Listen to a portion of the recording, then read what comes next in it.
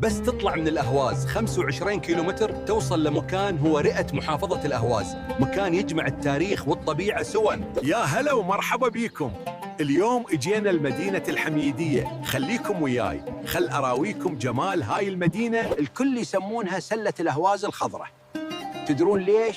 لأن شط الكرخة ينقسم أول ما يوصل هنا، ويسوي هاي القاع ذهب. هاي المدينة هي قطب الزراعة، كل الخضروات اللي تاكلوها مثل الشبنت والكزبرة والحلبة مصدرها هاي القاع. زراعة الحنطة والشعير، وشغلة يمكن ما تدرون بيها، المشهورة بورد الشبو بوقت الموسم، الريحة تترس المكان ترس. بس يا جماعة شاغر لازم نحكي الحقيقة. مع الأسف وضع الزرع هالأيام يبكي. شط الكرخة اللي كان يروي الديرة الماي صار بيه شحيح.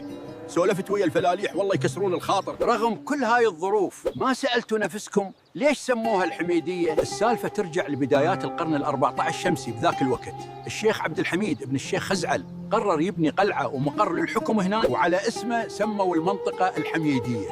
وهذا المبنى اللي وراي هو قصر الحميدية. بس التاريخ هنا مو بس طابوق وبنيان، التاريخ هنا زلم ومواقف بهاي السهول والغابات قبل 100 سنة. حد هسه صوت الهوسات يرن بهاي الغابات. يوم اللي صاحوا الطوب احسن لو مقواري.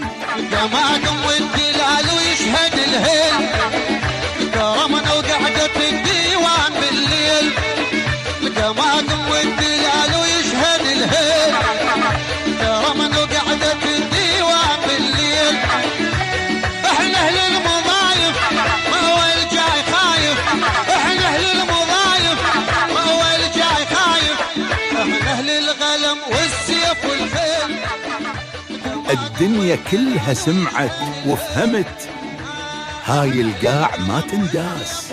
كل شبر بهاي القاع يسولف قصة من الأراضي اللي ارتوت بتعب الآباء والأجداد. هاي المدينة هي هوية وتاريخ. وإذا حبيتوا الفيديو سووا لايك وتعليق ودزوا لربعكم.